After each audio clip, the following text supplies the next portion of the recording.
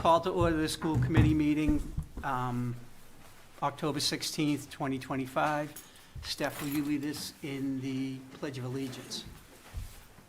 I pledge allegiance to the flag of the United States of America and to the republic for which it stands, one nation, under God, indivisible, with liberty and justice for all. Mr. Fisher? Here. Mr. Hatch? Mr. Mastrocola? Here.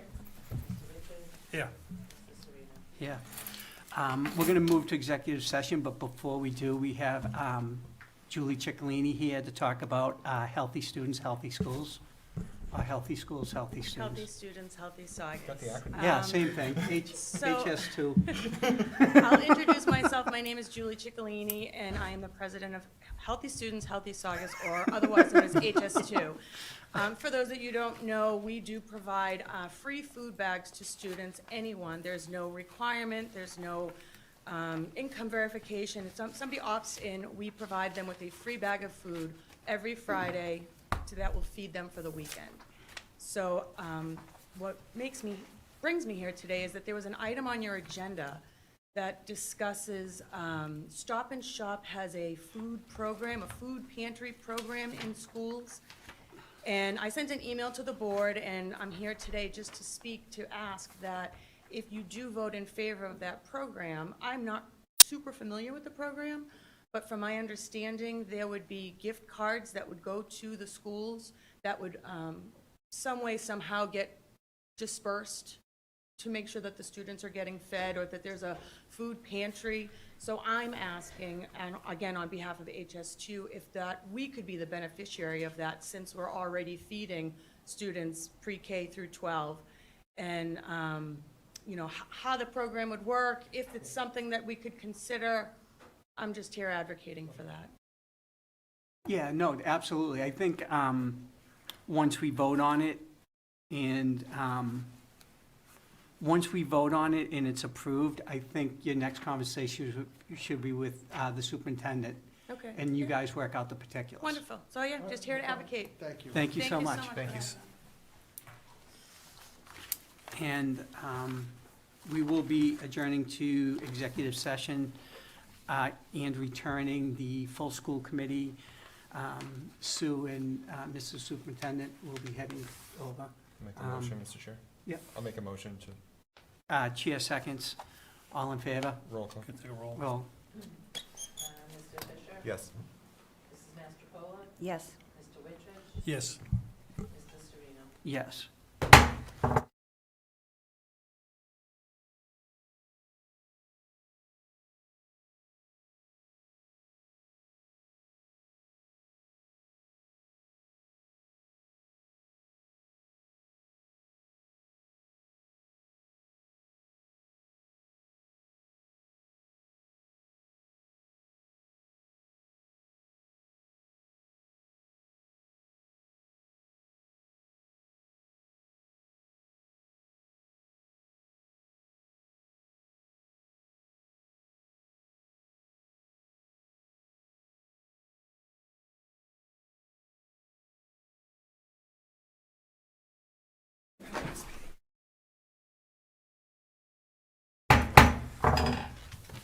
Moving back into open session.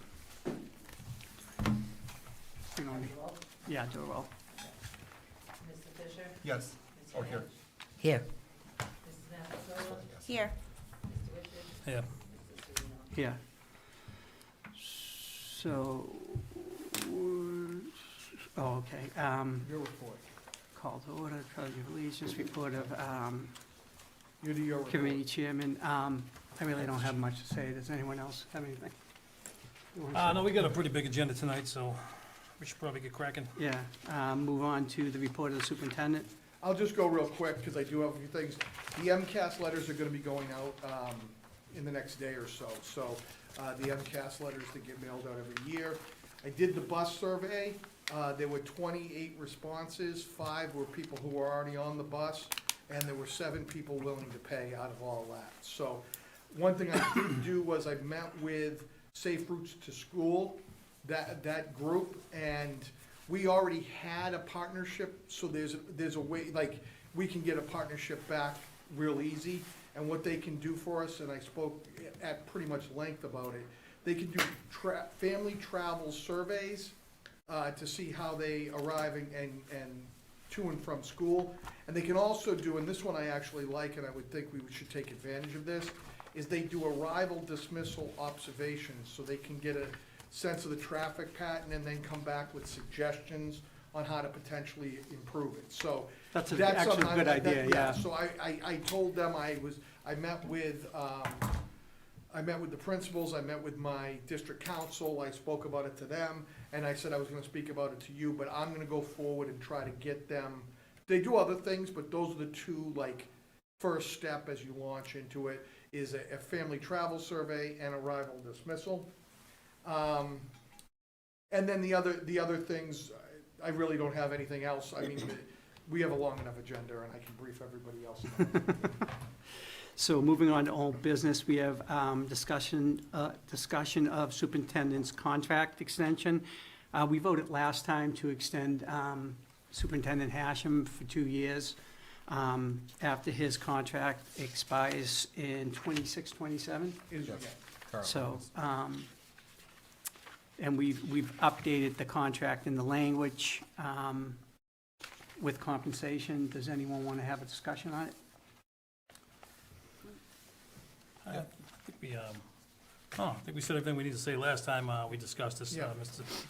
You Mr. can't say nice Superintendent. things about it? No, we don't need you to say say plenty of nice things about him. I think he's done a great job in the short time that he's been here. A lot of changes, a lot of tough decisions, and I think you met them all head on. I mean, don't get me wrong, you got the sweater vest back, but, That was for you.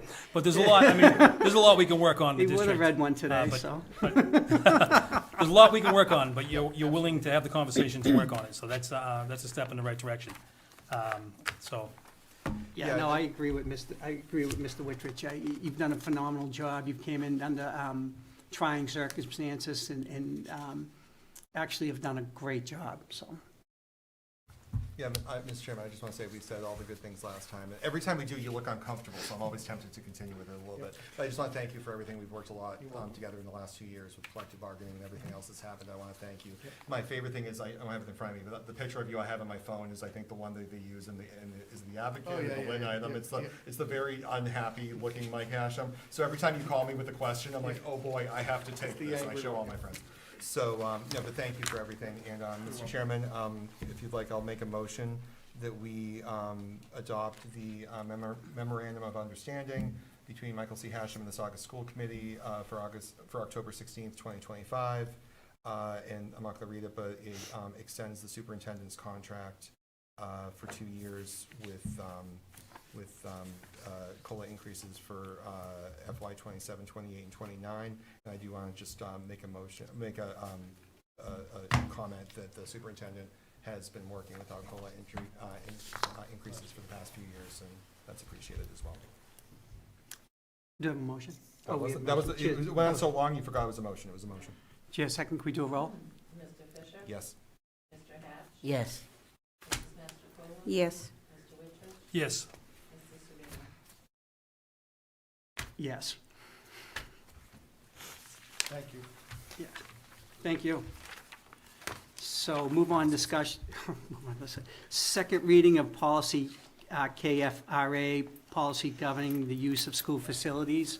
So really all this did was take the fee out of the, It added a tier, sorry, Mr. Chair, it Okay. added a tier 1B that included all youth programming for Saugus, residents. correct, and if it's not a game, if it's a practice and the facilities are open, they Correct. won't be charged for Correct. cleaning.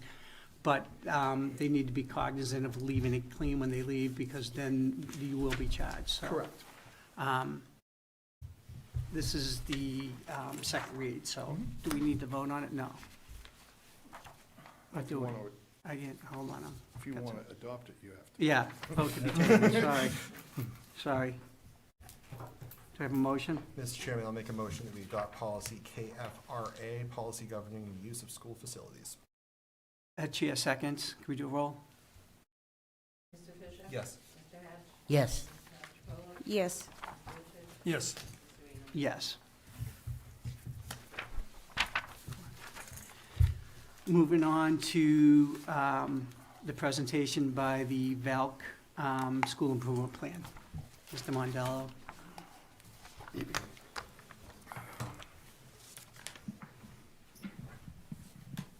First of all, thank you for having me. It's always a pleasure to be here to speak about the VELC and all the wonderful things we're doing at our school. I want to thank the committee for all the support you've given us at the VELC over your tenure. I'm here tonight to review our school improvement plan for this new school year. Ms. Puteri and I worked really hard over the summer and over the course of last year to really calibrate our lens and our leadership lens to identify school-based areas of focus for continued growth and development at the VELC. We're really excited about the goals that we specifically designed, specifically the new instructional targets and an observational look-for tool that we worked on this year. We worked hard to create a meaningful plan that's aligned to our school's needs, but also that one that staff is invested in. Our plan is aligned to the district improvement plan that's focused on 3 big goals: growth, learning, and belonging. You've had a chance to read the plan, so for the purpose of tonight, I'm just going to synthesize the 3 goals. As it pertains to goal number 1, which is growth, our focus is on improving teaching through observation and feedback. Our goal here really is to create a culture of continuous improvement and high-quality teaching for all students. This combines the work of the district. This combines the work of the district over the last year. It's aligned to the school-based areas of focus. Our focus here is on growth and not evaluation. It's really using classroom observations to support teachers and align school-wide instructional targets. We created a simple and consistent observational tool that focuses on 3 high-leverage targets: language-rich classrooms, supporting multilingual learners, and high student engagement. Each week, we conduct short classroom visits. We give immediate feedback, strengths-based feedback to teachers. In addition to the feedback we give, we use this observation data to identify school-wide trends for growth that we analyze weekly, and we share monthly at staff meetings just for transparency with our staff. To support ongoing learning within this domain, we have worked to align staff meetings each month to create a shared understanding, a common language, and collective resources for staff to use, so we're seeing this work be implemented in classrooms. As with all the goals, we really wanted to include staff buy-in to ensure we're building school-wide efficacy. And so far this year, I'm happy to report that the initial feedback with our observational tool, the teachers felt the feedback has been very supportive for their personal growth, and they've really welcomed the process. So we're really excited about this first goal around the observations and feedback. Any questions specifically on goal 1? As it pertains to goal 2, belonging, student and staff well-being and safety, this is actually a relentless pursuit, something we work arduously on every day. Respect is an all-the-time thing for us, not a some-of-the-time thing. So every day we work hard to ensure all staff feel safe and students feel safe, supported, and valued from the time they enter the campus and the way we greet them to how we conduct ourselves in the hall and what our expectations are. We're continuously building a welcoming and inclusive culture where everybody feels connected just through ongoing communication, celebrating staff and students. Staff are receiving training in culturally responsive and trauma-informed inclusive practices. We have SEL routines for students and wellness practices for staff. Some simple as book clubs and yoga for teachers, just making them feel valued and welcomed and balanced. We're consistently using quarterly survey data and feedback just to help guide supports for students, academic, social, and emotional needs, along with attendance each month. Students and staff have voice and leadership opportunities. We're trying to build more opportunities this year just through survey committees and staff-led learning. We have school meetings, community events, monthly events to celebrate staff. We continue to have clear expectations for behavior and conduct, which are maintained through our core values and our crisis plan. We also create spaces around our school that are safe, spaces that are safe and welcoming. We truly believe that a valued school climate, increased leadership participation, and fewer behavioral interventions will continue to help us build a solid foundation for Saugus and a true love for school among all our students. I must say, within this particular goal, belonging, over the last 5 years, the Velk's worked really hard, extremely hard, to increase alignment of culture, and I believe at this time our staff morale is at an all-time high.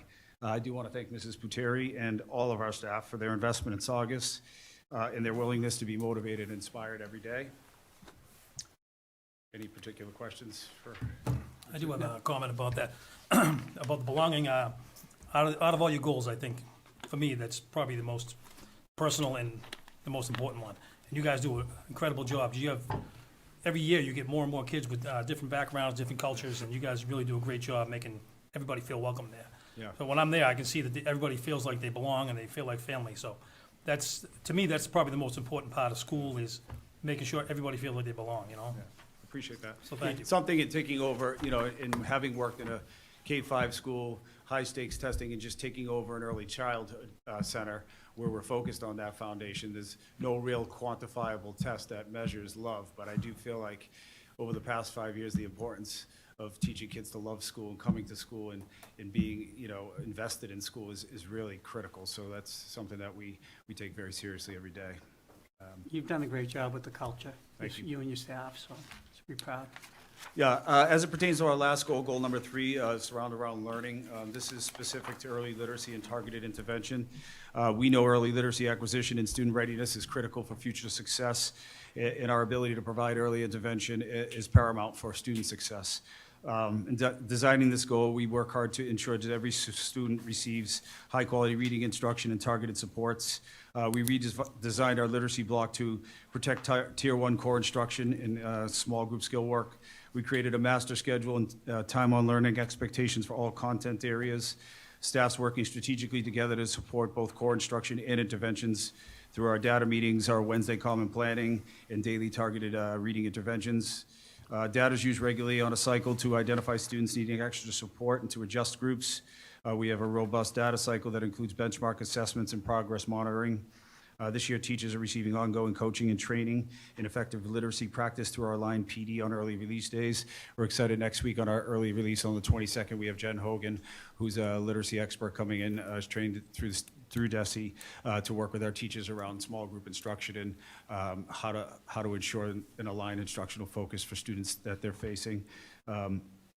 We designed our data meetings to build teacher capacity more this year, to analyze data, plan targeted interventions, and align student groupings versus just being handed data and expected to carry it out.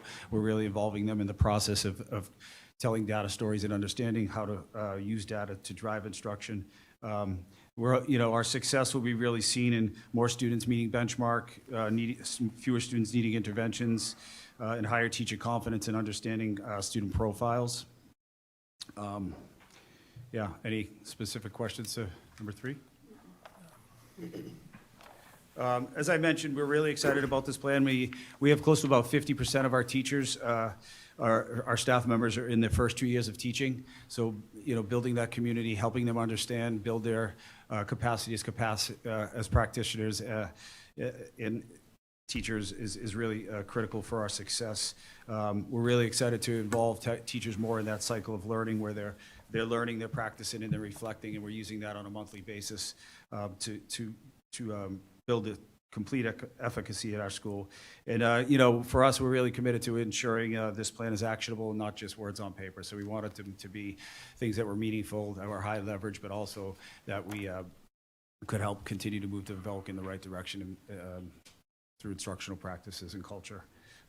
As always, we welcome any members to stop by and see the great things happening at the Velk. So we welcome anybody to stop by. Excellent. That's all Do I I have a have. motion? Any questions? What, did you want to discuss, or? Do you No, I'll do make a you motion. discussion? You want to say something? No, Oh, I'm good. sorry. I'm good. Yeah, I'll make a motion to approve the Velk school improvement plan. Chair seconds, can we do a roll? Yes. Yes. Yes. Yes, Yes. Thank you very much. Thank you. thank you.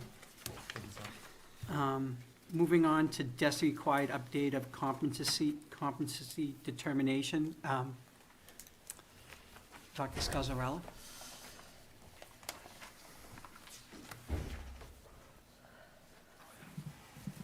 Hello.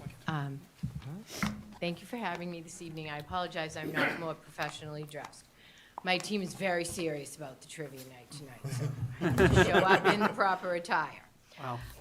The competency determination is with MCAS no longer being a graduation requirement. The Department of Ed has asked school districts to come up with their own competency determination requirements, so that's what you have in front of you. The current class of 2026 did take MCAS in their sophomore year, so they're our last group that will, if they passed with the passing score, they're going to use that as their competency determination, but this is for the class of 27 and beyond. So you can see that it breaks down between the 4 tests that we currently are giving and has requirements for students to earn passing grades in those courses or pass the final exam. If anybody has any questions on any of this, I'm happy to answer. It seems like it's pretty Mr. Chair, I could just say you self-explanatory. voted on a version of this. Yes. This is just the updated version based on what DESI came back and said has to be included by everybody. So last year we did it, and you voted on it, and so Yeah. this is just with the updated language required by DESI, so that's what we did. The new pieces are those pieces that are italicized, consideration with students with disabilities. They wanted a little bit more explanation for what would be happening for the students with disabilities, consideration for the English learners, consideration for late enrolling students, and then that they want to be sure there's a process if a student wants to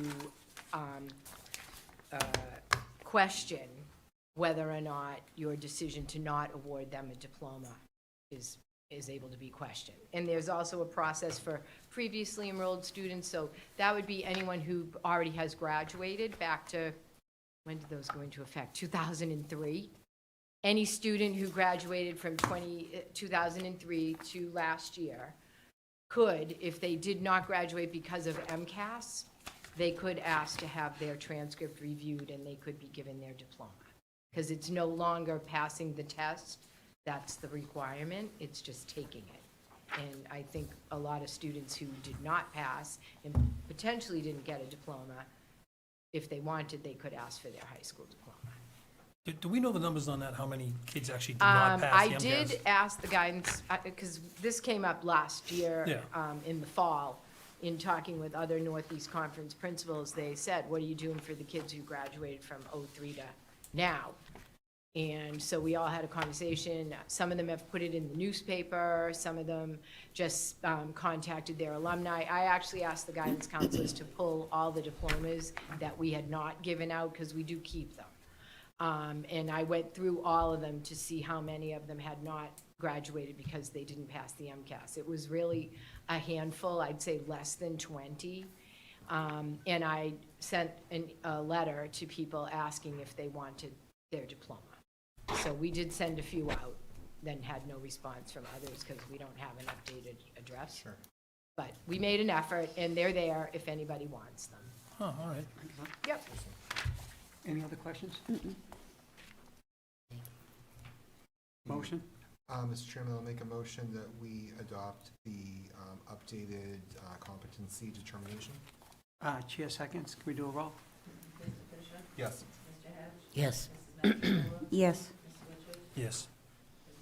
Yes. DESI requires Saugus Middle School pathways exploration policy. Would that be you again? Yes, it is. Welcome. So this actually, we already meet this. We had to put it in writing. I believe the Department of Ed, because they have forced vocational technical schools to change their admissions policies and to have those lotteries in some form or another. This was something they gave to them, because I know when I was the principal over at Northeast, there were some of the sending communities who refused to give us 7th and 8th grade addresses and emails, wouldn't allow the representative from Northeast to go to the school and make a presentation. So I think that's a constant complaint of the vocational technical schools around the state. So I think the Department of Ed, you know, knows they asked a lot of them by changing their admissions policy, so then is supporting them to make sure that the districts that belong to those vocational technical schools share information. So that's basically what this is. This is our official draft of a policy for your approval to make sure that we make our middle school students aware of the 2 vocational technical schools that they have the option to apply to. You see I listed out all of the programs that Northeast offers, and I also listed the Essex Agricultural North Shore Tech High School programs that Saugus students may apply for. They only are allowed to apply for the Aggie programs, not the regular Voc Tech. They have to go to Northeast, unless there's a program that's not offered, and then they could apply for that. But those, I think there are 8 or 9 agricultural programs. The veterinary science is a really popular one with most of the students from districts around here. That's what they're applying to Essex Tech for. So we already do this. We have the representative come to the school probably in the next couple weeks. He'll come in, he does a presentation for the 7th and 8th graders, talks to them about the school, about the application process, all of that. We also make sure that we advertise their open house, which will be coming up. They usually have it the first week of November. So I think that means it would be, when is the election? The 4th, probably the Wednesday, the 5th. They have it at night. It's generally mobbed because kids from all 12 communities are there. We also allowed students to go on day tours last year. The vocational school provided transportation for any students that wanted a more detailed tour or didn't get a chance to go on that Wednesday, and so they were offered a tour. I'm investigating this MyCap you saw in there. It's a program championed by the Department of Ed. It's My Career and Academic Plan. It does run 6 through 12. I think it will fit at the middle school potentially. It's a career pathways program. So we're looking at it. If we are going to implement it, we'll start with the 7th grade next year, and then we'll move to 8th grade, and last would be 6th grade, probably 3 years out. And then they'd have a nice portfolio as they come into the 9th grade, wherever they decide to go. So they'd have an idea of what they want to do in their future. It's interest surveys and strengths and weaknesses, things like that. And there are some prescriptive lessons that guidance would be working with students around and getting projects and feedback on. So that's basically what's detailed here. How many students end up at vocational schools at? Just a ballpark figure. We have, I think Saugus has 20 official seats, and that's from the agreement from the late 60s. Saugus almost always had more students per grade there, more than that 20 seats, because the Saugus students tended to be really high up on the wait list. This is from my experience over there. And so there are communities that don't use all their seats. So the seats are based on the size of your public high school. We are the 2nd smallest public high school in the Northeast Vocational Technical School District. I think only Winthrop is smaller than we are. But North Reading tends not to use all their seats. Winchester tends not to use all their seats. Even Reading doesn't use all their seats. So there's a multitude of seats available for students who are on that wait list, and it doesn't go by X amount of kids from each community. It's just where they fall based on their application. But I think that we've probably gotten less seats over there in the last couple of years. At least the last 2 years I was there, Saugus had less students getting beyond the 20. We always get our 20, but we didn't necessarily get another 20 or 30, because some of those other districts then started to use their seats. And Revere, I would say 400 kids on average apply from Revere, and they have maybe 80 seats. So that's a lot of students. So more of their students were ending up high on the wait list and getting in. And so now they have a new formula where they have the blind lottery.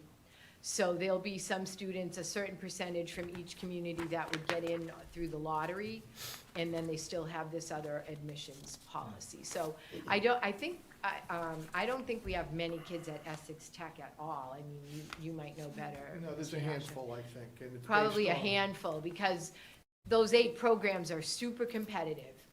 And Essex Tech has 16 schools that belong to the tech part, and then they do 1/3 of the state for the Aggie programs. There's only 3 agricultural schools in the state. So each one of them has 30-something towns that can send students there. So pretty much everybody in Eastern Mass can go to Essex Tech for the agricultural programs. So those are very competitive and tough to get into. So I think we have maybe, 2 or 3, 4 kids there in those types of programs. Any other questions? For admissions to the Voc now, see, I'm a fan of the Voc. I went to the Voc, graduated from the Voc, got a great career out of it. But I feel like over the years, they've gotten away from kids that actually need the Voc and taken more of an academics, they look at your academics first. Instead of kids that are like, maybe a C student who's a good kid, but just not into school, he wants to do something else with his life. Those are the kids I feel get left behind when it comes to going to the Voc, because I've yet to see, there's a few kids that I know that I've yet to see them get into the Voc. And Yeah. it's sad, because those kids would really excel and really, and I see a lot of the kids from the Voc now going to college, and that's really never what it was intended for, but it's what it's become. Yeah, I don't disagree. When I was over there, about 52% of the kids went on to some kind of school. 2-year, 4-year, mostly state universities, but a few kids. One of my neighbors was the valedictorian a couple of years ago out of electrical, and he got into Harvard. So there are some high academic kids over there, but I think that, the new lottery system is meant to sort of level that playing field again. And they've taken academics sort of out of the main portion of the application. They still look at it, but they don't necessarily get a score for that anymore. They do look at attendance, they do look at discipline, but now we only can report, as the sending district, you can only report 37H&1 crimes, so to speak. Yeah, right. And those are the things you get expelled for. So all that gets written on a student's discipline record is no 37H&1 violations. So I agree with Mr. Wittridge, is I see the kids who need the vote are not getting accepted to the vote. I'm not sure how that works, but Well, hopefully, they're due to open that new building in the spring. So hopefully with the addition of now 400 students per grade, it's still not going to take every student off the wait list that wants to go there. But we should get, the percentage would be adjusted now that it goes up to 400 per grade. Saugus's percentage will still be the same percentage, but now it's of 400 instead of 330. So we should get a few more seats and hopefully some more students who really want that as a career go. And I always encourage our students who get waitlisted, at least last year, and I will again this year, if you get waitlisted, apply again as a sophomore if that's really what you want to do. So apply in the spring of your freshman year. Sometimes you have a better chance because there's less people applying, and they do have seats in various programs. If you really want a vocational education, you figure it out. So we did send, I think 5 went in the fall this year, got accepted in late August and went over for their sophomore year. So if it's a good fit, you want them to be able to go there.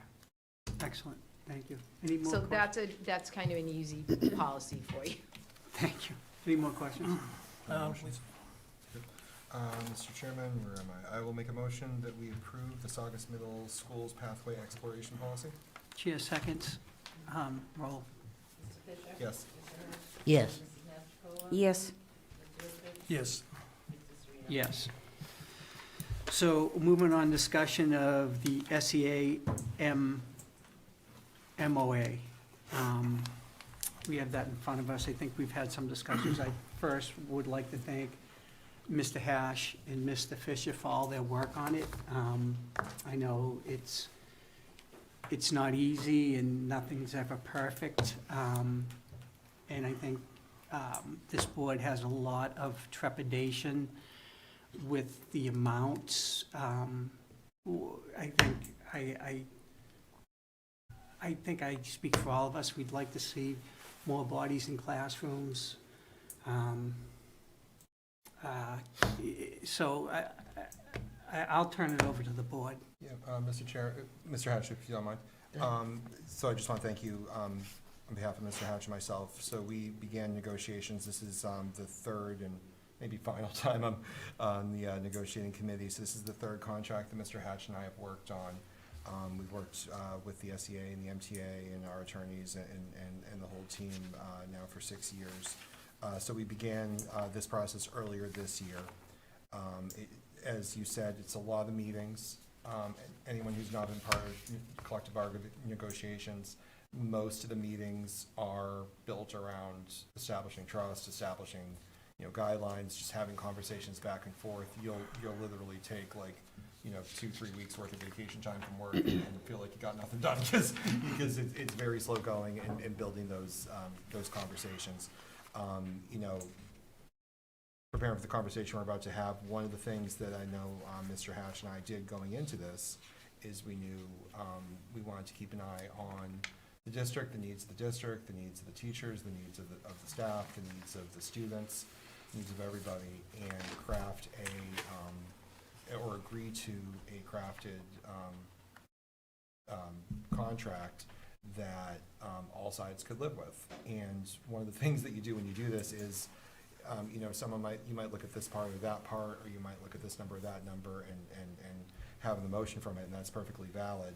One of the things that, I committed to doing when we went into this is if it was something where I looked at it, and I looked at the alternatives, I looked at the numbers, and I looked at the future and realized it was, out of the scope of what is reasonable, it wasn't something I could support, and this contract is something I can support. Not because it's perfect. I think we have, members of the SEA tonight. I think if I asked them if this is what they would have agreed to on the first day, is this their dream plan, they'd say no. Is this my dream plan? No. I think that's the hallmark of a well-crafted settlement, is one that not everybody loves, but everyone can get behind. And that's where I come out tonight. I know there'll be questions and back and forth, and I don't want to take up too much time, but that's where I am. Mr. Hatch, is it go? Go ahead, Mr. Hatch? No, I share the same sentiments that Mr. Fisher talked about. It's been a lot of time spent. It's a very difficult process. At the end of the day, I really feel confident that the first and foremost thing that we try and do is watch out for the actual student in the classroom, which has to be paramount, and work through the others. Is it a perfect contract? No. Can we live with it? Yes. It was a difficult process, and there are a lot of factors to it, but we're where we are, and I also, as much as I want to thank the support that we get from Mr. Hashem and Mr. Fisher on the team, the board was with us the whole time. They're a phone call away. But at the same token, the leadership for the SEA deserves some kudos as well, because we had the same communication with them if needed. So, again, it's a tough situation. The town doesn't have a bottomless pit of money, and the bottom line is what we needed to do is take care of the classroom student, which is going to be difficult going forward. But I do want to thank, very special thanks to Mr. Fisher for all the time he spent with me and being that accountant that he is, getting us through this. So, thank you. Well, I'm going to be honest, I feel a little differently than the last two speakers. First off, I believe everybody deserves a raise. I'm a proponent of that. But I don't think that we can give out more money than we bring in. We don't generate money here. We're not a business. We don't generate money. We get a certain amount from the town. Every year, we end up spending more than we get. And the problem is, we end up laying off bodies. This past, I don't care about the raises and stuff, but what I do care about is we had to cut buses in half, and we left people scrambling to get transportation at the last minute in half. So we went from 6 to 3. Classroom teachers, we lost a classroom teacher all through 1 through 5. And that just adds to more kids in each class with less help in each class. It's not good for education, it's not good for anybody. It's not good for the teachers, it's not good for the kids. So if we end up, every year, historically, we get between $500K and $1 million. This raise alone is going to be right at the top end of that, so all the money's just gonna go to that. And we can't, and that's before the other bargaining units that we have in front of us, before the non-units, and before any programs we wanna bring back. We can't, we're not gonna be able to bring back buses, or bring back electives, or bring back extra help in the classrooms, bring back some paras, bring back the new needs, stuff like that. Things that we really need that make this district operational. We can't keep having more and more bodies come into the district and less help leaving the district. So I'm not here speaking out against the SEA or the teachers. I'm here speaking out against layoffs. I'm against layoffs. I'm against losing more transportation. I'm against less classroom help. I'm against the kids having 30-plus kids in a classroom, again, with no support. That's the key. There's a lot going on in this district. I think, and again, we're at a big crossroad right now. And we just can't afford any more educational cuts. And it's not gonna be just this year, it's gonna be the following year as well. So what we cut this year, that's just the beginning of it. Next year, we're gonna have more cuts just to make up for the contracts. And then the year after that, same thing. So we're never getting ahead, we're always getting behind. And once we do that, we're never gonna recover. And I know a lot of people are running for different positions, and that's all, I love that all these new people are running. But we can't bank on people say, hey, we're gonna get on, and we're gonna go to the town, and we're gonna get more money. Because we're telling you right now, the town is not going to do that. The town is going to make us go for an override. And this town's not gonna go for an override. We got the Voc to pay for. We got the West Side Fire Station that they wanna pay for. And we're still paying for the big, beautiful school up there on Route 1. So we got a lot of stuff coming up, and we're just not gonna be able to afford, if we keep giving this type of raise, we're not gonna be able to afford it. If we talked about this, if we planned 3% every year, 3% for everybody every year, that's a fair raise. And it also knows what we're going to have for money and how we're gonna spend it. If we plan on 3%, then that's what people get. So we gotta start, again, I say it all the time, we gotta change the way we do business. Now, again, it's nothing personal with the teachers. I'm married to a teacher. I had to file a conflict just to come here and vote. That's how strongly I believe about this. This is going to affect anybody who has kids in this district. It's going to affect my kids. So I can't sit here with a good conscience and say, yeah, this is a good contract, let's do it. So what I firmly believe is that we should go back and we should come to a sensible agreement for all of us that's gonna work educationally and monetary for the SEA. We had our own, as a matter of fact, we had a member from the SEA come here, 3 weeks ago, for public comment, and tell us how much they're struggling because of the layoffs. We gotta start listening. A member from that group came here and told us how much they are struggling because of all the cuts that we made, whether it's transportation, whether it's counselors or teachers in the classroom. So this is the stuff I'm talking about. People come and they come to us and they talk about it, and then we just turn around and say, hey, okay, well, yeah, we're just gonna spend money we don't have. Well, we gotta start living within our means. And again, I'm gonna say this right now, I really appreciate, and I love these two guys. We're always gonna be friends, so just because we don't agree on this, it doesn't mean that I disagree with what went on in the back room there. I strongly believe that these guys are great negotiators. But I think this time here, I just disagree with the direction that we're moving. I think we're moving in the wrong direction. Yeah, and the one thing you have to understand is when it comes to operations and salaries, those come from tax revenues. Those do not come from free cash or things like that, so. Ted, Ms. Mastercole. When I was elected to this panel in 2023, there were promises I always said I would make to myself, to the students, and to the staff. Some of them were to always be transparent, never vote on something for popularity, and never cow down to what people think I should do. I'm happy to say that in these 2 years, I've kept those promises to not only myself, but to the Saugus community. With that being said, I will get to the point of why I felt I had to explain myself on this night. I sat in Town Hall on May 19th, 2025, and listened to paras, teachers, students, and Mr. Fontanella speak of the budget. What I heard that night, and might I add, I went back and watched the meeting twice, took very specific detailed notes so that I wouldn't misquote someone or take them out of context. I listened to 2 paras state that the classroom sizes have increased, but the staffing has not. I listened to them speak that IEPs were not being met because of staffing. This budget was designed by professionals, and next year's school will be a problem without the funding. I listened to the president of the student class and the treasurer state that there were not enough teachers to teach their elective courses. In 2022, there were 2,436 students. In 2025, we have 2,831 students, an increase of 395. In '22, there were 657 IEPs, 504s, and disabilities. In 2025, that number has risen to 1,302. The message was quite clear from all of you that staffing is the most critical issue. What I was mostly disappointed in was when your union leaders stood up in front of all of you and claimed that Saugus has all this extra money and free cash.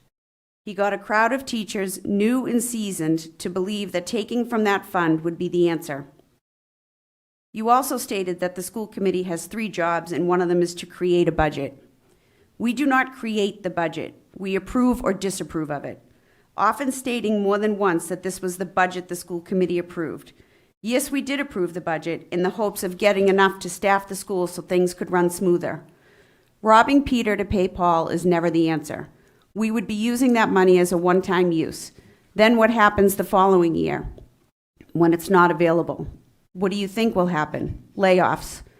We complain there are not enough police on site and that we're in desperate need of a 3rd fire station. We would then be cutting into the operational budgets of these departments.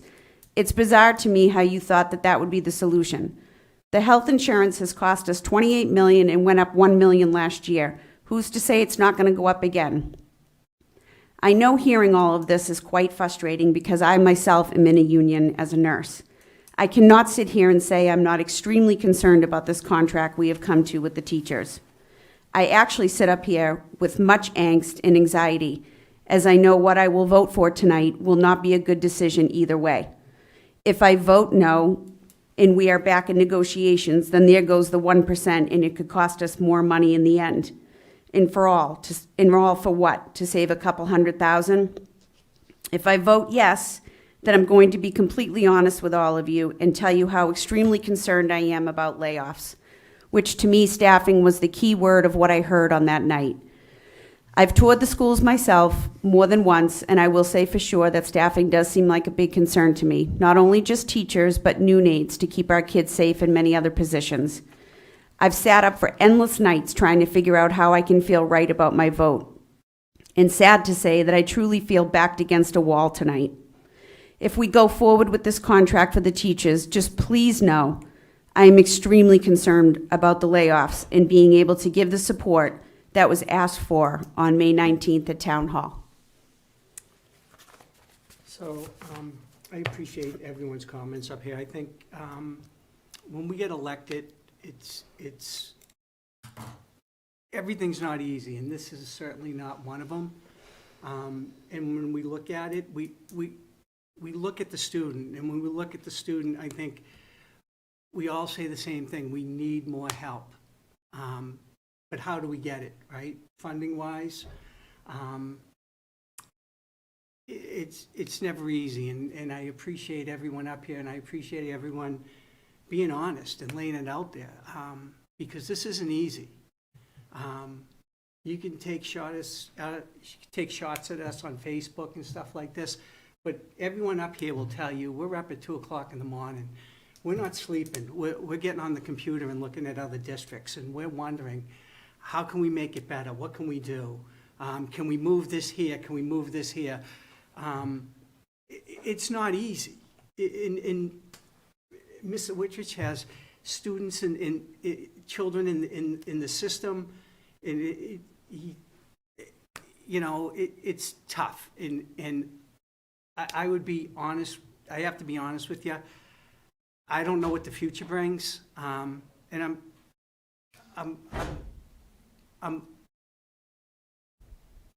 optimistic. But I can't find it. So that's it. And I appreciate everyone. Yeah, Thank you, Mr. Chair, guys. can I just add, I just want to thank, just to echo what Mr. Whitridge said, we've been friends for 6 years. My God, has it been 6 years since we've been doing this? And I know everything we're gonna have differences of opinion on this, but I know he's coming at this because he wants to do the best thing for the kids. I know Mrs. Mastercoli, just looking at her, has really struggled with this and is doing her best, because she knows the position she's in. And I just want to say, just to kind of what you just said, sometimes you look at a scenario, here's a plan, and you look at it in a vacuum and you say, well, this isn't the plan, or I have concerns about this, or I have concerns about that. What I do, and for that optimism you just talked about, is I look at, all the other possible plans, and when you look at everything else, if you're in a situation, funding schools is hard. Doing what Mr. Hashem and his staff have to do is difficult, it costs money, it's incredibly challenging, it's a challenging time for the country, for the world. These are not easy things. So there's no easy silver bullet button that we can press and do this a completely different way that's going to alleviate everyone's concerns. It is challenging. But one of the ways I look at it, I know, for example, Mr. Whitridge made a comment, 3, 3, and 3, just plan it, it's easy, you know what you're doing.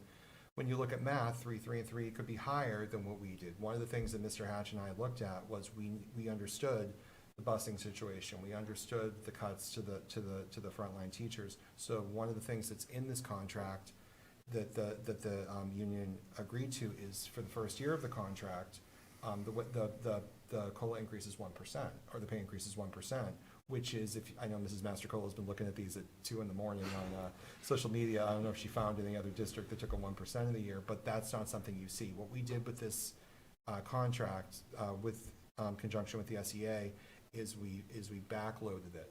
So when you look at an increase, if I was going to give someone, if I was going to tell someone they can have a 15% pay increase, but you can have it today or you can have it 3 years from today, of course they're going to want it today, and their boss is going to want to give it to them in 3 years. But it's the same number, but it has dramatically different meanings for what you're going to spend. I truly feel, based on the alternatives, based on everything that Mr. Hatch and I sweated over and looked at, the amount of money we're going to spend on this contract to support the teachers and to support classrooms is going to be comparable to all the other solutions that may look like they're less.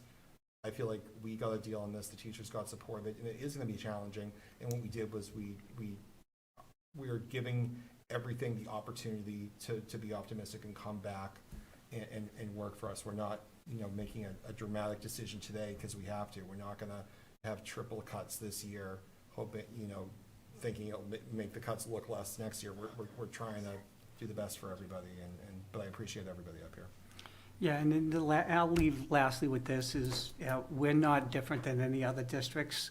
There's a lot going on. I mean, just look at the state of Mass, look at the towns and cities, and look at the overrides. So, Yeah, that's a good point, Mr. Chairman. And if I may, that's the biggest problem I have with this is, we got one more meeting after today. There's gonna be 5 new faces up here. So we're already telling that next committee they can't spend any money. They're gonna immediately have to cut jobs. So I don't think that's fair to the next committee. I don't think it's fair to anybody in the district. That's one of the problems I have with this contract. So we have the SEA MOA in front of us. Mr. Chairman, I'll make a motion to approve the SEA MOA as described. Mr. Fisher? Wait, no No, one we need a seconded it. second. You want a second? What's that? No one seconded it. We need a second to the motion. Yeah. Okay. I'll second it. Sorry. That's fine. Do this myself. Good. Roll. Mr. Fisher? Yes. Mr. Hatch? Yes. Mr. Cola? Yes. Richard? No. Abstain.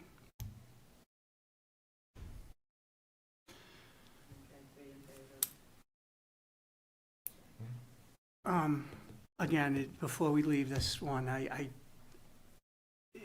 just want to let the community know that this is a tough one, and, you know, we'll do what we can, so. Next, we have discussion of the SEAA MOA. So this is the Paris. Mr. Mr. Whatever my name is. Fisher and Mr. Hatch. You got it, 2 terms. Thank you, Mr. Chairman. So we're going to be doing a lot of contract signings, I guess, tonight, or discussions, I should say. So the You know what? SEAA. It can- Yeah, Before, sure. and I think that's another issue here, is we have the all the contracts are Yeah, all all the up at bargaining once. units are up at So all the once. bargaining They're units all are up up at at once, once, yeah. so we're doing 3 bargaining units. So I think that's Yep. got to be taken into consideration too. Yeah, I'm sorry. it's, yeah, I know I can speak, you know, I saw Mr. Hatch and Mr. Hashem more than I saw my wife for most of this year, which was a new one for me, but, yeah, it's difficult just the way it rolls around in the calendar. But for the SEAA, I can tell you, we've been sitting with the SEAA, the para unit, for just about as long, looking at what they do, their compensation, the challenges they face. I think it's, everyone in our schools works very hard. I don't think you would take any position in the school and say this position is less valued than any other, but when you look at the paras and what they deal with every day, and what they have to, face, and what they have to, the responsibilities that they handle, and you know, and then maybe ask them how much they make a year. They do a great service for Saugus, and I feel as though, any questions you have about the contract, but I feel as though it's a reasonable contract for that unit. Any questions? No. Yeah, I think it's a fair contract, and once again, is we'd love to have more paras, you know? They're the Swiss Army knives of the school. They're able to hop into classrooms and things like that, so, I agree, Mr. Chairman. I think this is a fair and equitable contract for everybody, yes. especially for a group of hardworking individuals that, Yeah. so.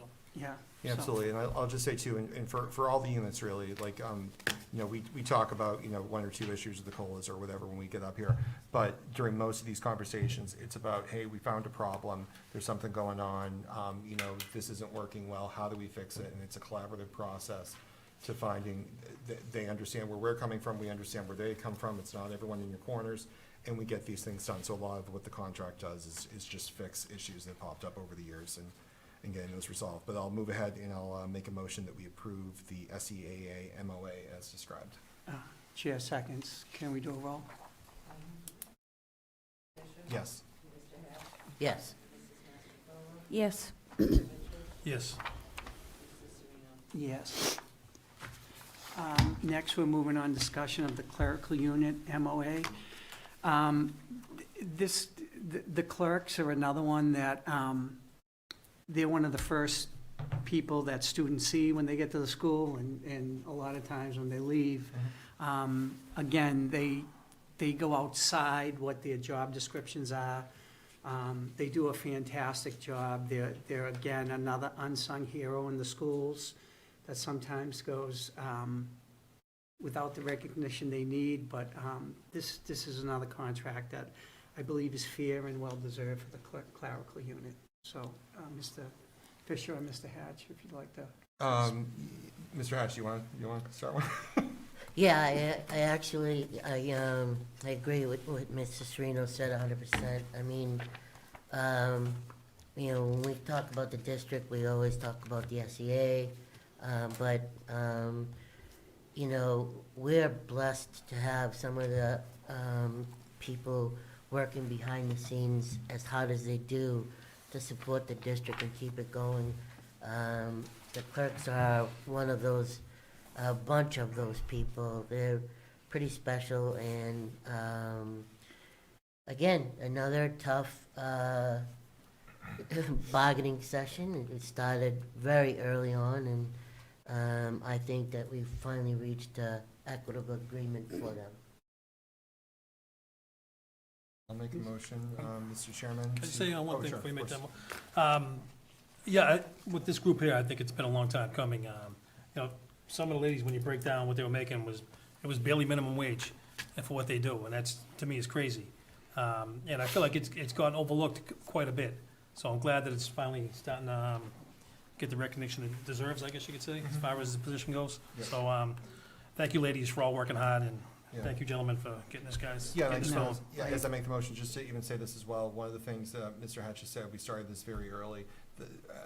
As the chairman was saying, we do all these at once, so we show up in meetings hoping we got the right bargaining unit. But one of the things with that, I just lost my train of thought. Bargaining I have unit one clerk, meeting left. train of thought. Bargaining unit clerk, train of thought. And you're gonna make a motion? I'll come back to it. I'm gonna make a motion. Until I figure it out, I'll make a motion to approve the clerical unit MOA as described. Chair seconds, can we do a roll? Mr. Fisher? Yes. Mr. Hatch? Yes. Mrs. Mastropola? Yes. Mr. Richards? Yes. Mr. Serino? Yes. I just remembered, I'm gonna say it fast before I forget. One of the things is you wanna sit down, you wanna have these discussions, but the hard thing is, we don't know when what the budget numbers are gonna be. We don't know anything, so you're sitting down. Yeah, And it's that's compressed the timeline. tough thing. A municipal school budget is ever evolving, so it's really difficult to really look at it. Mr. Next- Chair, can you take out of order, sorry to interrupt, can you take out of order the attendance policy? Oh, yeah, So yeah, Dr. Scazzarella can get to the trivia? Yeah, now? sure, Oh, I thought you already did that. Sorry. sure. You're putting food on my plate right now. So, I just gotta find it, I apologize. It was just here. Yeah, I thought we already did it. That's why I put it away. Oh, here it is, the school Sorry about attendance that. policy. So, we had this conversation about, in the policy subcommittee. I'll let Dr. Scazzarella let you, fill you in a little bit, and then we can go from there. Okay. So everyone should have a copy of what I've been piloting since school started. At the subcommittee, I brought some statistics with me for the month of September, so I'm just going to share those. Our overall attendance in 2024-25 middle high school for the month of September was 93%. And as of today, it's 94.1%. In 24-25, the sixth grade attendance for September was 93.1, seventh grade was 92.8, and eighth grade was 91.1. They are all at 95 or above, so 95.2, 95.4, 94.7. On the high school side of the building, for 24-25, the attendance for September was ninth grade 89.8, 10th grade 89.1, 11th grade 85%, and 12th grade was 86.6. And as of September 30th, ninth grade was 92.8, 10th grade was 92, 11th grade was 92.4, and 12th grade was 91.9. So there's a definite improvement with the consequences for being unexcused, or what I'm calling non-documented. There are documented absences you see in the policy. Those are what used to be excused. We've just made a third category now. And so excused and unexcused both count on the high school side of the building toward credit reduction. I've been very religious about sending letters every day or every other day to the students who had 3 or more unexcused absences or excused absences not documented. So parents have been getting an email and a letter in the mail saying that your student has this many days. I've tried to do excessive tardies also, because as you see, 3 tardies equals an unexcused absence. So I feel really confident that this is making things a lot better. It's making school attendance much more serious. We have a lot of documentation for absences, and there is an appeal process, as you see. So students that may be in danger of having credit reduction will be able to appeal, and in probably a good chunk of those cases, whoever's listening to the appeal will have an opportunity to give the students an alternative, maybe Saturday time coming in, or we'll take late documentation, et cetera. And I do want to say that the other thing that's connected to this is the behavior. And I shared with the committee that in 24-25, in September, we had 521 incidents that were written up in our student management system, Aspen X2. As of September 30th, 25-26, we had 215. So of those numbers, for the 24-25, 428 incidents were the high school, 93 incidents were the middle school, and right now we're at 172 incidents at the end of September for the high school and 43 for the middle school. Class cuts was the highest thing at the high school. People were just never where they were supposed to be. And in September of 24, we had 243 cuts. In September of 25, we had 52. And I will also say that class cuts overall for the entire year last year were 49.2% of the incidents reported, and we're already way below that. So I feel like the attendance is combined now with getting to class on time.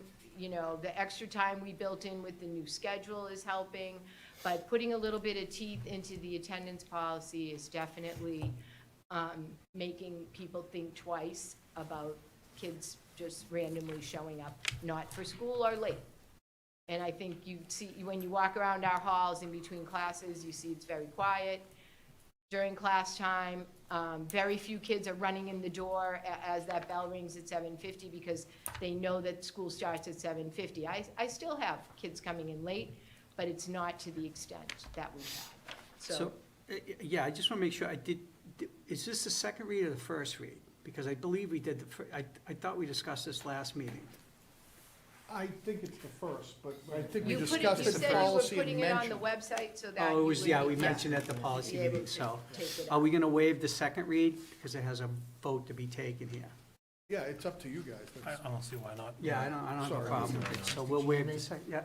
I'd like to make a motion to waive the second read where it's been on the website. Yeah, chair seconds. All in favor? Aye.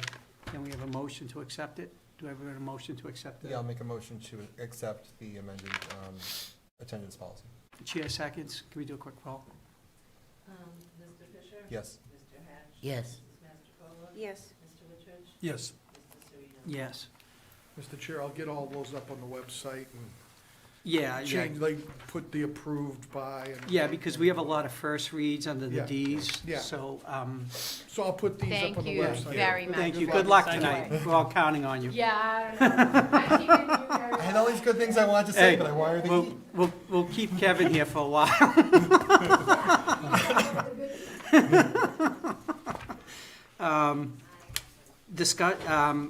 Presentation and approval of superintendent goals, 2025, 2026. Yeah, thank you. I gave you all a copy Yes. ahead of time. This was so that you can assess me at the end. I wanted to make sure that the goals were aligned to the district improvement plan, which is aligned to the strategic plan. I'm not gonna read each one of these, but I did align my three goals, the three overarching goals, with the district improvement plan. And the first goal is build and maintain a self-welcoming, supportive learning environment by recognizing and responding to student individual assets, opportunities, and challenges. So the enrichment program's part of that, program development's part of that, and resource development is also part of that. And you can read each one of these. I do have the action steps I'm gonna take. I do have the measurable outcomes and the timeline on the second page. Professional practice goal is to develop a work culture and environment to ensure Saugus is a district where educators feel valued, appreciated, and motivated. And again, I have these action steps I'm gonna take and how they'll be measured. So prioritize staff voice, recognition, collaboration, supportive leadership. So you'll see that, and again, I have the measurable outcomes, then the timeline, and the success criteria. And the last goal is identify and rapidly address academic needs to ensure all students accelerate in their learning. That's aligned directly with the district improvement plan. And you can see implement the high-quality instructional materials, extended learning opportunities, equitable access to curriculum, and monitor and evaluate the impact of the curriculum. So, and again, measurable outcomes, timeline, and success criteria, because I think that's what you wanted to do as far as Yeah. the evaluation, is to have like points to attach, you know, rating or however you want to do it. Yeah, do we have any questions? No, I don't have any questions. I'm all about the goals. That's fine. I love the enrichment program. I love it. I think it's great. Mhm. I would have liked to have seen academic and program develop first and then Yeah, enrichment no, second. you can put it whatever It's you just, already no, do. it's fine. It's fine. We gotta No, I understand. tighten Absolutely. down on, Academics. I'm all about making bracelets and having fun things, but we've got to, academics is key. Understood. But that's all. It looks great. I read it over. Thank you. Oh, thank you. Do I have a motion? I will make a motion that we approve the superintendent's goals as stated for 25-26. Chair seconds, can we do a roll? Mr. Fisher? Yes. Mr. Hatch? Yes. Mrs. Mastrocola? Yes. Mr. Richards? Yes. Yes. Discussion to participate in Stop and Shop's food pantry program. I read this over, it's pretty straightforward. They donate to the schools. I think Mrs. Ciccolini explained it at the beginning of the meeting, so is there any questions? Mr. Chair, there is one little difference. I know the talk is that they get cards or like, but the cards are not going to the students themselves. The cards would be to purchase items for a pantry within the Correct. school. So there is right now a Are you, care closet. are you involved with this? Why don't you come on up to the microphone? Care Yeah. closet run by Student in Action. So, sorry. But So just in a nutshell, what this program is, Nurse Martin, who works here, her husband works for Stop and Shop, and he provided us with the information to apply for, not necessarily a grant, but this program. So I met with one of the representatives, which we kind of went through the pre-approval process, which they definitely said we meet the needs. And essentially what this program does with, if we can get the support here tonight, I'll have to submit an application, which most likely should get approved. Pretty confident it will, based on everything we've talked about. And essentially what they do based off that application is, based off the criteria that we meet, they'll give us anywhere from $5,000 to $15,000 worth of Stop and Shop gift cards. That's at our pleasure to spend as we see fit for our community. Every community has different needs, so it's not, just one size fits all. We have the luxury to kind of buy things as we see fit for our community. We can do it as often as we want, as little as we want. We can do one big, massive food pantry. We can do one every month. And talking with Mrs. Norton, who runs Student in Action at the high school, we kind of have, talked about partnering with them. They do a care closet, which is located right in the cafeteria of our high school, where they do more clothing supplies. And they'll do open closets for people to come in and get clothes. I know they do a big donation with the fire department with jackets, and they'll run through their care closet. So we've kind of talked about partnering together and maybe starting off small. And this is for our students, so for all three schools. We'll figure out a way on how we want to roll that out for all three. But we've talked about maybe starting off small. Maybe we offer stuff, depending on how quickly we can get this offered. The first one, maybe we can try and roll something up for Thanksgiving and gear a lot of that food pantry items towards, holidays and long breaks. It's not to take away from any other food pantries or food deliveries that we have in town. This is just more opportunity, especially being in the high school, middle school, which is our largest school, to provide our students with just more options and much more convenience, being located right in the building And again, we'll figure out the nitty-gritty on how we can get that extended over to our younger students, but it's we don't have to spend any money, it's all free. They'll even talked about donating, if we see fit or need shelving, refrigeration, they can also try and help us with getting donations for those items too. So we really just have a blank canvas to kind of spend whatever money they allocate towards us on our students. Thank you very much for this. I appreciate your work in this. Do we have any questions? No, it sounds like we're on the right path, but it probably needs to, have a definitive plan on this one.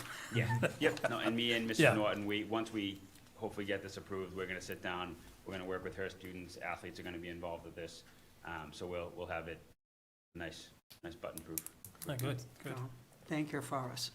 absolutely. Mr. Chairman, I'll make a motion that we approve participation in the Stop and Shop school food pantry program.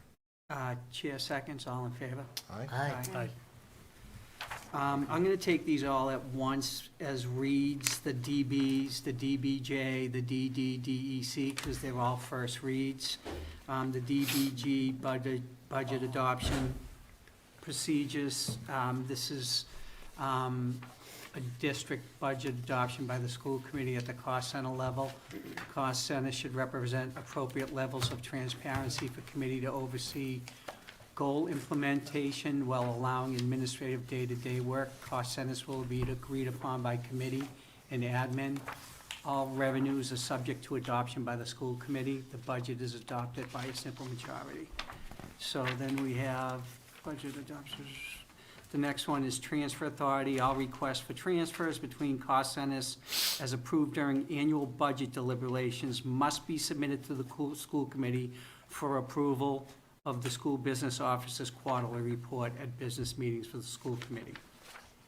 Next, we have accordance with state law, grants of the district must be reviewed and accepted by the school committee before expenditure. So I think that's a good one, that before they spend the grant.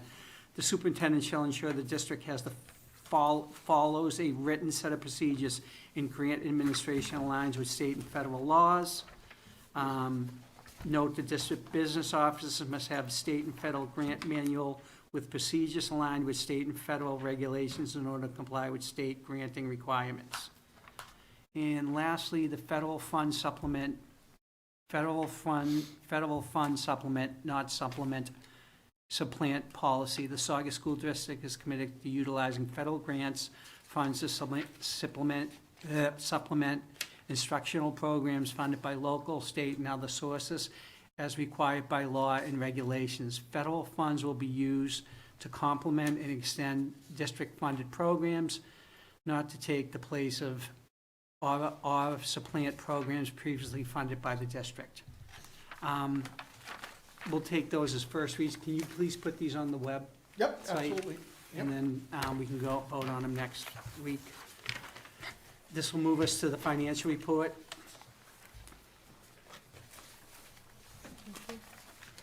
You have before you the actual to budget for the Saugus Public Schools operating budget.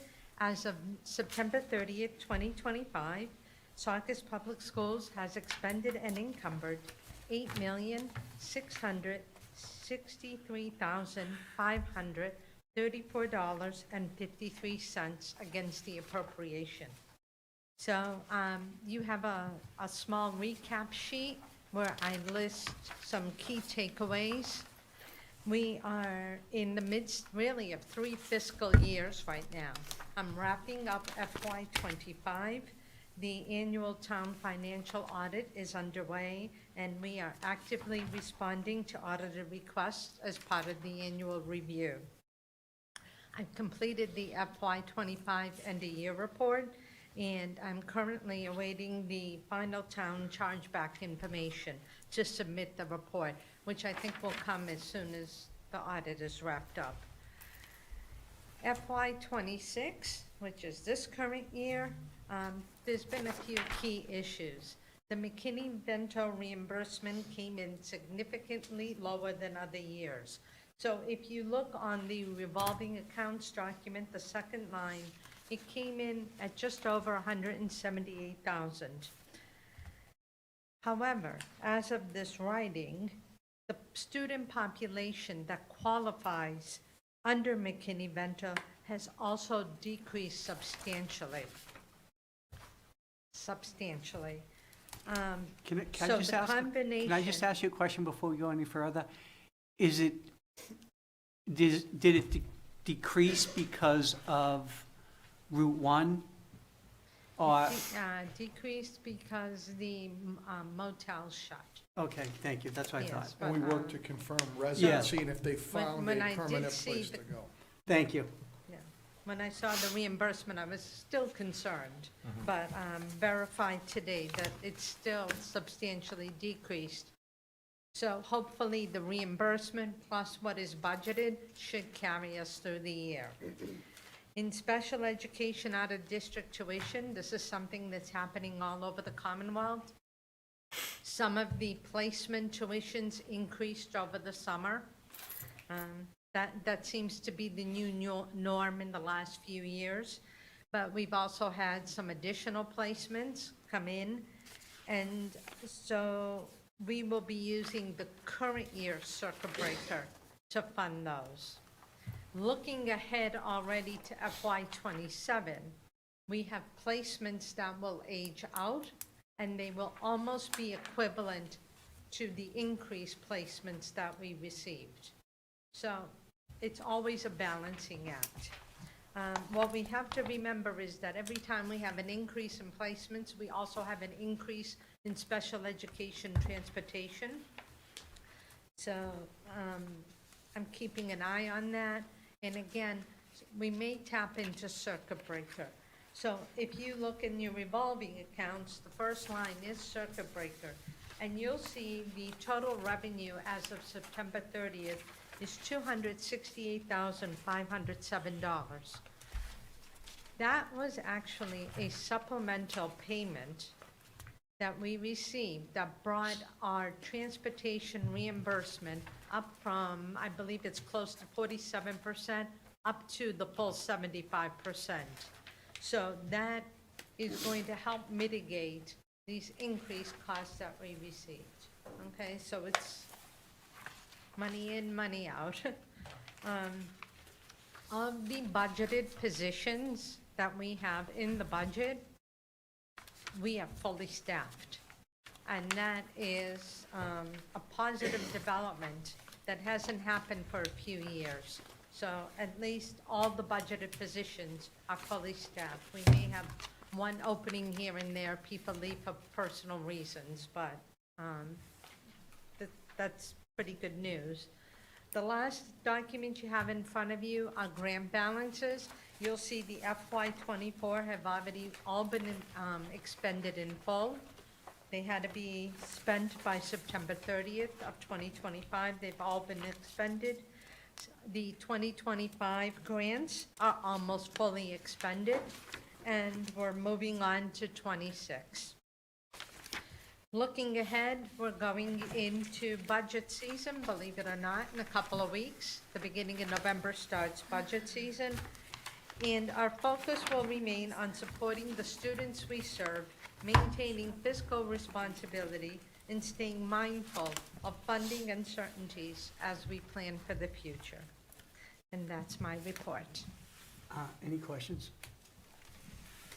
You know, there's one thing I just want to reiterate to the town, the people out there. Mrs. Andrews said we're starting the budget season November. It's starting November. So if you have questions, concerns, things, come to the meetings now, not in May and June and August. It's important that you come and you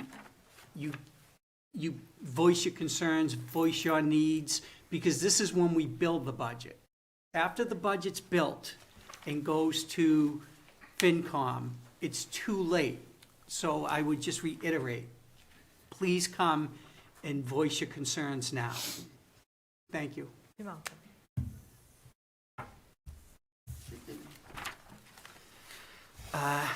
Next, we have approval of bills dated October 16th, 2025, in the amount of $847,245.78. Motion to approve. Chair seconds. Roll. Mr. Fisher? Yes. Mr. Hatch? Yes. Yes. No. And Mr. Sweeney? Yes.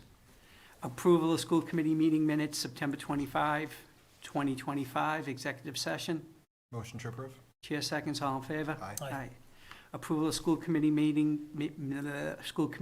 minutes for September 2025, open session. Motion to approve. Chair seconds, all in favor? Aye. Aye. Moving on to public comment. Anyone? Bueller? I almost just said that. Hello, Kevin Fontanella, President of the Saugus Educators Association. You guys killing my team for trivia. So I just wanted to thank the school committee for approving the contract. Just so, you know, the town knows the process. Basically, you know, the union basically picks a negotiating team, and then the school committee picks a negotiating team. And, you know, we each have constituents, right? We have, even though we only have a small negotiating team of 7, we represent, you know, 200 teachers. And the 2 negotiators on this committee, you know, obviously are representing the school committee. And I think throughout the process of negotiations, I just want to say that, you know, John and Ryan, you know, negotiations are tough, they're hard. You know, a lot of times, you know, it can be, you know, very contentious, but I think that, you know, we developed a good sense of trust, and I think that over the entire process, I think that we work together. And one thing I want to reiterate is that the sense of trust that we had, I think, is very, very important.